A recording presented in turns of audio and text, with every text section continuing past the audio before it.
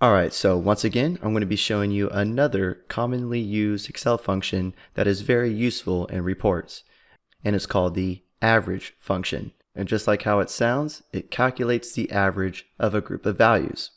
So we're going to add it here at the very bottom of our report in cell A13. I'm going to type in average, or AVG for short.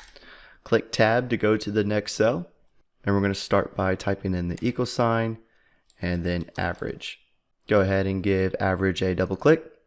Click the FX button to open our function arguments window, and we could see the definition of the average function returns the average of its arguments, which can be numbers or names, arrays, references that contain numbers. So for our number one argument, we are going to select the cells that we want to average and click OK. So the average of our expenses for the month of January is $491. And we can select these cells, go down to our status bar, and the average is $491. So our function is calculating correctly.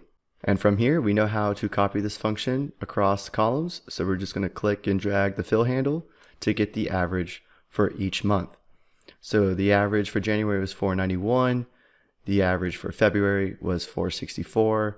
And lastly, the average cost of the expense for March was $484. More than likely, you will run into a situation where you will have to find the average of a range of numbers. And using the average function is a lot easier and a lot more efficient than building a formula that sums up all the expenses and then dividing by the count of expenses, like we did in one of the previous videos when we were talking about order of operations. So once again, very simple function to use, but it's also very useful.